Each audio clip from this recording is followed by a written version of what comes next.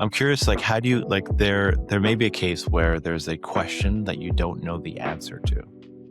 You know 100 things, they ask you 101. What is Yeah. the tactic to address a question that you plain don't know the answer to? I have a set of tricky things that you can try. Okay, tell me. Well, the safe thing is You're officially live. we are officially live. Exactly. I mean, this is just an experiment. So Nick, I know you do a lot of mentoring for a lot of designers, junior designers, and we've talked a lot about like how do you craft a perfect portfolio website. But then the next step is obviously like once you've kind of are in that funnel, and you're talking to hiring managers, there's this step where you have to kind of present it in front of a crowd. Curious, like what you're telling your mentees, what are some strategies when in that presentation flow? Well, there are many, but based on the people I work with, the thing I want to start this talk with is to mention that you should say less, basically, or less in the beginning. What I noticed within myself, but also in other designers, is it's kind of scary presenting your work to strangers, right? So you want to do good, you want to do well, and because of it, you start talking faster, making silly mistakes, and then you notice, and then you want to correct yourself. So you're talking way too much. Your audience gets distracted, doesn't pay any attention anymore, and it becomes just a big word vomit. So, and we can talk about specifics in just a bit, but I would really break it up into pieces, let them get a few words in. So say less right away and say more later, I think is the biggest advice that I have. That's fair. Yeah. Because I've gotten nervous plenty of time. And then what inevitably happens is you start speaking faster. And then your 10-minute presentation turns into 2 minutes, which leaves a lot of room for questions. Yeah. Well, I think it's the other way around. Your 10-minute presentation turns into 30 minutes of talking points crammed into 10 minutes of time. Because you keep talking. You want to fill the awkward silence that happens when you stop talking. Then you just keep going. Yeah. Like for me, like if I'm ever in the case where I'm just talking the entire time, like I like to deploy strategy where like it's a conversation. Yeah. So like there's typically like two strategies, like let me present and then ask questions later. I'm more of the fan of interrupt me at any time and I'll answer any questions that's not clear, or else you're just gonna be you might lose, or I think you might lose the audience if you're just going on your word salad and they have to remember the question that they had at minute 2, minute 4, minute 6, minute 8. Yeah. Yeah. I mean, I think so too. I noticed within myself, like one thing that I've started to do recently is to do like role play interviews, so Okay. when I work with a designer, we decide to do X amount of meetings per month, like between 2 and 4. So every 2 weeks or every week, something. And then we decide like, okay, in the second meeting of the month, we are going to do a job interview. This is the job description. Imagine that you've been invited to join. And then the job description is more or less suited to the thing that they want to do. It's not, I'm not going to do a graphic design interview for a product designer, for example. So it's as real as it gets.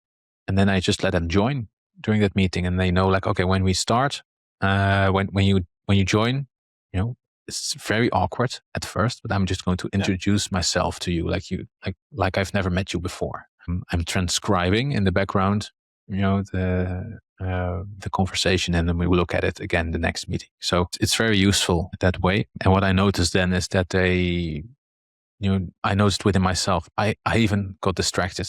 And then I noticed like, oh, wait, I'm distracted. It means that they're talking too long. And then we talked about that, how to do that better. Yeah. So say less. Is there like a strategy in terms of like how you structure that presentation? So like you can talk about the project, but is there a typical like structure that you suggest people kind of follow? Is it like talking about the results at the beginning, at the end, or is you talking about the design process? Like what is the cocktail that makes like a pretty solid presentation?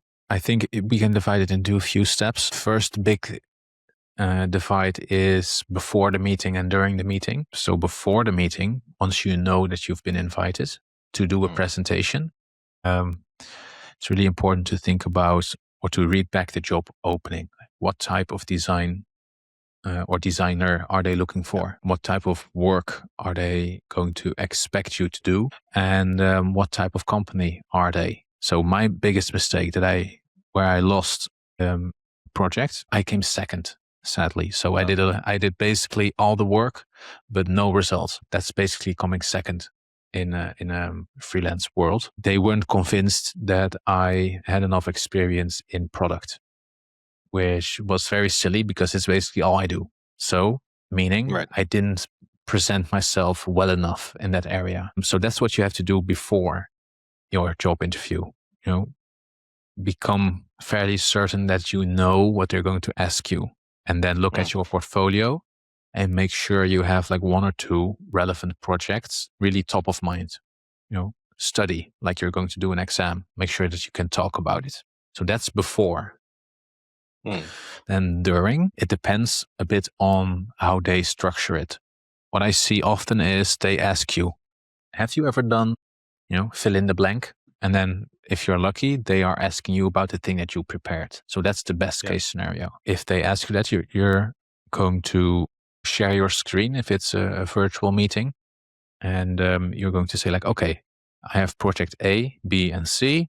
A is about financial sector, employee-facing dashboard. B is government work. We did this and this and that because of new regulations. And then C is something else. You ask them, is there any winner there? Anything you want to see more of? So you put the ball back in their court. So that's your first block instead of just rambling about project A while not knowing that project C might have been way better for them. So let them choose. It gives them a sense of control, and it's more of a conversation already. So that's part 2.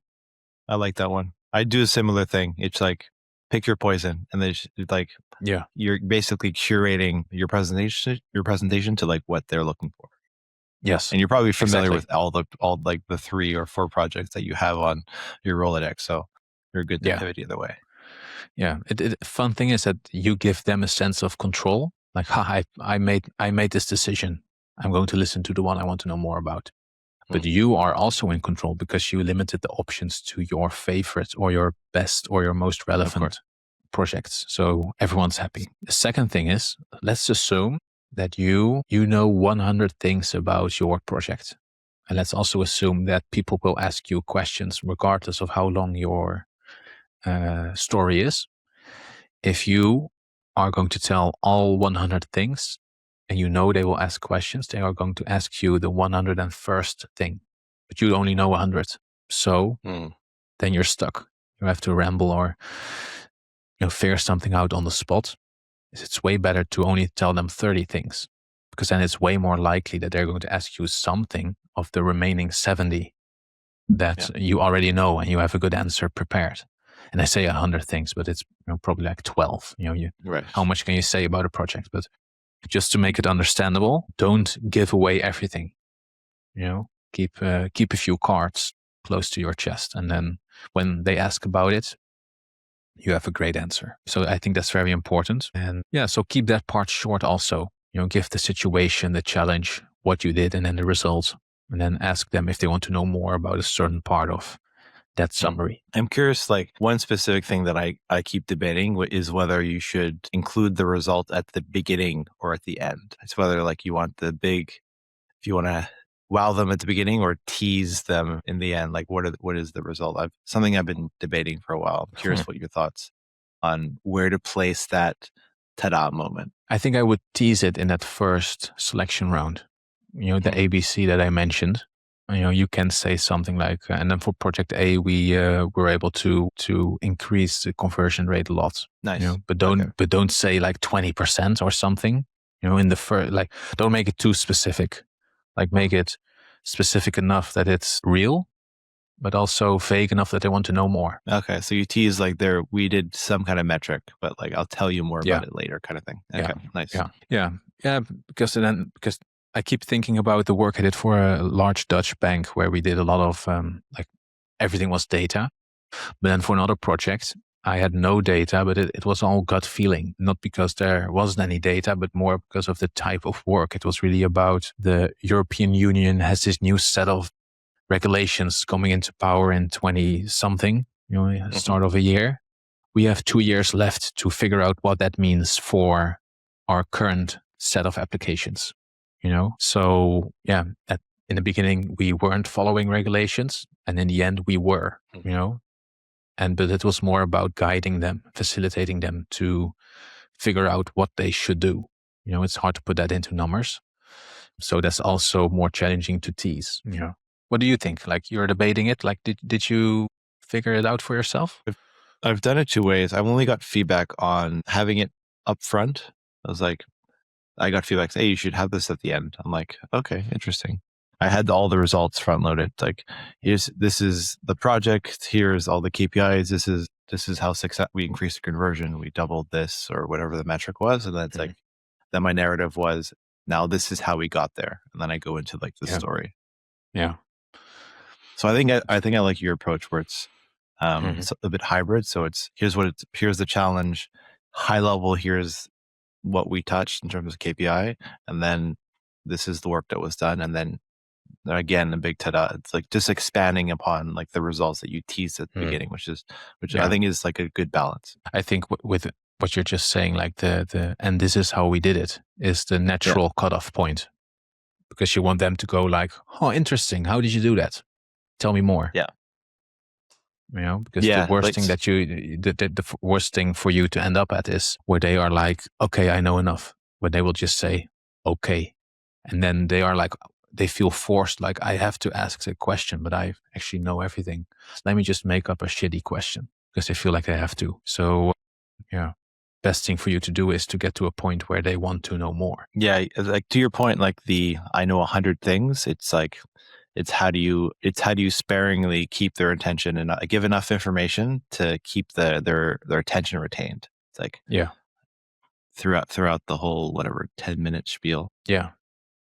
But it feels like that old school case study structure of STAR, situation, task, activity, result.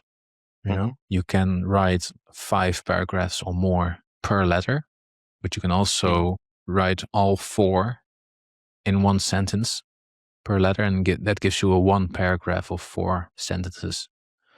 You can go both ways. So 4 times 5 or just 1. I would always go for 1 in the beginning. My portfolio, my Dutch one, it has 2 or 3 paragraphs per case study, and the rest is visuals. But it's written in a way that it shows results. But lots of people just send me an email like, "Hey, you did this and this over there. It really spoke to me. How did you do that thing over there?" That's a good signal. Yeah. So, and that takes a lot of time to write it, because it's been redone like 10 times at least. And the first version was really crappy. It's too long or too short, and people were like, okay, whatever, so it's a lot of trial and error also. So I know it's easy for us to say here in this recording studio, like, just do this, but it's challenging. That's interesting. I haven't thought about, like, are you considering the whole journey when you're like, if we're just talking about portfolios in general, like where it lives and where it's getting presented, like, are you thinking about like how it should be presented at the portfolio, and then how it's going to be kind of how that context is going to be brought over to the presentation? So like, are you basically, to your example, I'm teasing enough in the portfolio so that I have enough left to kind of expand upon during the actual presentation itself. So like this there's a story arc there that follows. Yeah, I think one of the best but also oldest pieces of advice that I've had is that you should never present something that people have read before. So and that's of course in theory. Like in practice, there's also always some overlap, of course, but that's why my portfolio case studies are as short as they are. It's more or less the intro that I give someone, like, hey, do you want A, B, or C? It's the A, the B, and the C, what I tell them at the moment. That's more or less what's already on the portfolio website. And I can get away with it because the recruiter checks the website. They don't know because they're not a designer. They think, oh, this guy fits the list that I have in front of me. Let's forward this person's contact info, or let's call this person. And then if that goes well, let's forward this person as a candidate to the guy that's actually going to interview me. So they probably haven't seen the portfolio in full. There's a chance they have, but an equal chance that they haven't. So I can get away with that. So long answer short, don't present anything that people could have read before. Before we continue, if you're feeling stuck in your design career, or if you feel like you're doing solid work while no one really notices, we've got a bunch of extra stuff on our website. We're building a community for product designers to actually learn, grow, and get hired, not just scroll and collect more inspiration. There's also articles, checklists, and courses. All based on real-world experience from both of us. No fluff, just what actually works. Check out designtablepodcast.com. The link is in the description. And then, I'm curious, how do you, there may be a case where there's a question that you don't know the answer to. You know 100 things, they ask you 101. What is the tactic to address a question that you plain don't know the answer to? I have a set of tricky things that you can try. Okay, tell me. Well, the safe thing is that, so that's not one of the tricky things, but one of the safe things is that you should be honest. Don't try and figure it out on the spot with a strange, nervous sentence that doesn't make any sense. Just I don't know. It didn't come up. It's not part of the scope. You have some sort of excuse. But the ballsiest thing that I did, it was at some point was, I don't know. What do you think? Which was very, so that's a bit of the arrogant way. I don't really know what happened in the end, if that had an impact, because it's been a while. But I think the safe or the friendlier version of that is, I don't know, but let's figure it out together. It shows your critical thinking. It almost turns it into some sort of whiteboard challenge. That's a nice one, because it's a lot of fun to just have the discussion there, because then you can already feel if there's a click, because you have to collaborate and brainstorm with those people anyway if you get the job. So you might test the waters a little bit to see if it feels good or not. And then you show them how you work. So that's win-win, I think. That's a good one, because you're also narrowing down into why they asked the question in the first place. So I think in most questions, it's not really the answer. It's just they're trying to pinpoint something, trying to answer a fit question there. Yes. Talking about questions like that, two people, people who have the power to hire someone or to say yes or no about a potential hire, have told me the strange tactics that I have. One person told me, I always ask them, tell me a joke, which I think is a bit mean, actually, to put people on the spot that way. But the second one I talked about recently with one of my clients, I think is my favorite question. They ask someone, how many chickens do you think there are in the world? And then, is that a famous trick, or did the guy make that up, do you think? Or is that something a lot of people do? Do you know where I'm going with this? No, I've never heard this one. Okay, so he checks the response of the people, and it doesn't matter if it's correct. The worst thing you could do for him is to say, well, I don't know, 10 billion, because there's no way to know. He wants to see if you think about it or not.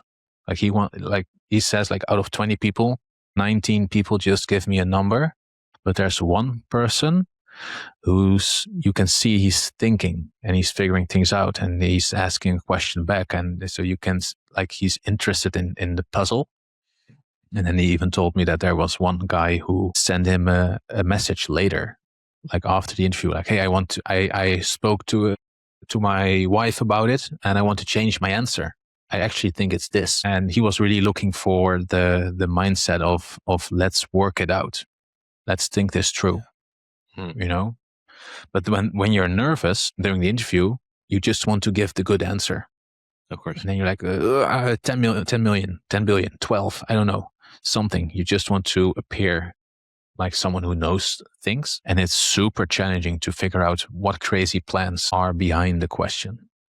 And the only thing you can do is just to take a deep breath and sit back and don't shoot the answers right away. So yeah, that's my story on the fit questions. I'm so curious what your answer would be to how many chickens are there in the world? Well, I don't know how many chickens there are in the world. I would, while talking, I would probably go on my second screen and start look things up and calculating and figuring out how many chickens does an average person eat on a yearly basis. I'm sure there's data on it. How many people are there in the world, and people eat more because of culture or less because of culture, perhaps, or availability. And so I would just, but I'm also a bit biased because I know what that guy was looking for. Fair enough. So yeah, I would probably say nothing and then have a dumb answer because I'm nervous. That's what I would probably have done. So I'm glad he didn't ask me while he was interviewing me. I think he came up with that later. It's okay to fail too. I think one thing I might add there is, or something that I do that I think answers a question that always comes up. So I pre-answer is I always include what went wrong during a project. So it's like by default or when they ask? It's part of my slide deck. Here's what went wrong. And then, it's a two-parter. So it's like, we had a solution, it failed, or whatever the thing that went wrong. And then this is how we fixed it. So I think it answers that question that they have. It's like, is this person, like, nothing goes the happy path always. So like, inevitably there's an issue that happens. It's just like, can you show us that you're able to resolve a situation that went not as expected? Yeah. So when you say something went wrong, is that more about like we thought it was solution A, we build it, we test it, turns out not an improvement? Or is it more like soft skill wise, like I forgot to email this person at some point? No, it could be both. I generally include like a failed launch of a feature. So we designed feature X, we launched it, we got either we watched the analytics or in most cases, like ran user session. They told us like, we're not going to use it. We designed the wrong thing, back to the drawing board. We came up with solution B. Right. Okay. Yeah. I think that's a good thing to do, to be honest and transparent there. It also shows your way of working. And that's probably something I would talk about during that second part of the interview after you've asked them the ABC and then after you've presented the more expanded summary. I wouldn't lead with it because that's probably part of the stuff that people say too much of in the beginning, in their word spaghetti. Yeah, I like to splice it in just in the middle of like a success story. It's like, oh, we did this, we did this, and then this is my process, and then we hit this roadblock. And it's it's just like a part of like a story arc. Like when you're telling a kid's story, there's always some villain moment that comes into the fray, and it's about like how the protagonist overcame that villain and what was the solution, and then it dives into and here's the results. Here are the KPIs. Here's how awesome I am. The 12 steps of the hero's journey. Exactly. Yeah. Wondering what the supernatural aid is. Like, who's the Yoda in your story? It's GPT. I had Claude in mind when I asked you that. So we both have the AI virus, I think. You mentioned slides or presentation or deck or something, I think you said. Yes. So when you do a portfolio presentation, does it mean you have some sort of PowerPoint or PowerPoint-like thing ready? Yeah, I have it depends on what they're asking, but usually either PowerPoint presentation or a PowerPoint because I hate PowerPoint, but I use Google Slides or I'll use Figma slides depending on the situation. But I'll also have that open and then on another tab, the Figma file for each one of the projects in case I have to kind of jump into it. Right. Yeah, that makes sense. Yeah. Do you think that's like having a slide deck ready? Is that an absolute must-have? For me, it is, because if you want to tell, portfolio presentations are all about storytelling, and to tell a proper story, you need to have chapters. And the best way for me to structure that, like personally, is to have a slide deck ready. So it's like, I'm guiding you through. It's just a visual aid to keep their attention while I'm speaking. Right. Yeah. So it's like something to reference. It's something to reference. Like as I'm talking about a point, I have something visual to back it up. And it's like, it's not like there's like copy blasted across the slide deck. It's just like eyebrow title, maybe some bullet points, and then an image to go along with it if it's necessary. So like, there was a process. maybe I'll do a diagram of like step 1, 2, 3. Like I'll have something visual to anchor back to like my talk track. Right. Yeah, that makes sense. Otherwise, you're just a talking head, lots of sentences, and they're like, yeah, I don't know where to look, and they're just going to be distracted. Yeah, there's like a whole strategy around like doing slide decks. Is like everything has to be minimal. It's like everything is an aid to tell the story that you're telling. Yeah, that makes sense. I like one trick that I do, and it's more about, I think it's more useful for freelancers. You should tell me if you think it's useful for in-house as well. If I know an interview is coming up, like the date is set, I create a custom FigJam board. Large title in the middle, company name plus nick, sometimes equals, and then some sort of emoji that makes sense. Like I remember one company had a ghost mascot. So it was name of company plus nick equals a ghost emoji and then the flex emoji. Something clever. One paragraph introduction, link to a Loom recording, and then just visuals of things that I think are relevant for that company. And then I send them an email like, hey, thanks for including me. And I put together a few things that I think is very useful for you. Here's me talking about it for 2 minutes, just as a way to prep the meeting. And it really does wonders for freelancing work, because freelancing interviews are more about, hey, can you do this thing that I need? Can you do it on time and within budget? Yes. Okay, go. Yeah. It's less about culture fit. So that's why I'm not sure if it's a thing that's useful for in-house interviews, but curious to hear what you think. I think it's being very proactive. So this is something you send like before like a session. It's like before a meeting. It's like, you get you get the invite to the meeting, and you can see already who's invited. So you have the email addresses, so you can basically just reply or send a new email, and then you're like, hey, thanks. Here's what I think. Take a look. That's a really good strategy. It really communicates, like, to me, if I got that, like, this person works. This person is not just sitting around waiting for things to be given. He's proactive and active, and it's an additional signal of how it might be to work with Nick.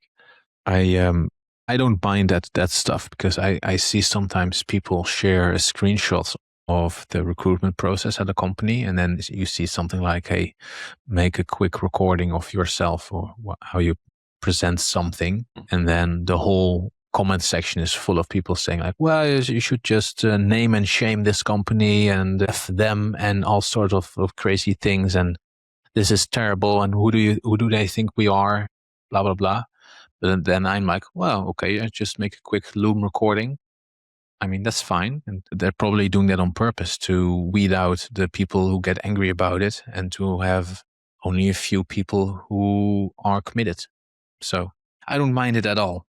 I got a lot of downvotes though. That's fair. But yeah, it's also a signal. It's just that's not the company for you. You don't have to shame them on their whatever their process is. It's just like it's a bi-directional signal. Like they're filtering, and then that's also a signal for you. Like, maybe I'll filter this company out because I don't like that process.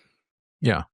I mean, there's no good or bad here. Like, to me, it feels easy because I do so many projects across time zones where it just makes sense to include a Loom so people can watch in their own time and then have a meeting later, So I'm used to looming, if that's even, let's just turn it into a verb in this meeting. I'm used to looming. Well, you're stacking your Nick quotes of the week, so I'll be using that this week. I'd be looming. Nice.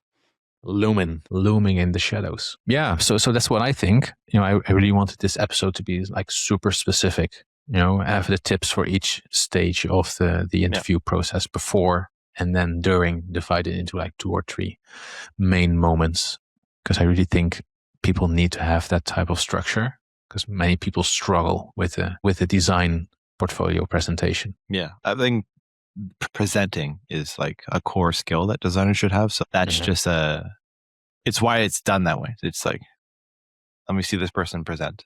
It's one part. Let me see how you work through challenges and what are the projects that you've seen. But it's also like a mirror into like how this person is going to be presenting the work that will live inside the company that they'll be working for or they'll be joining.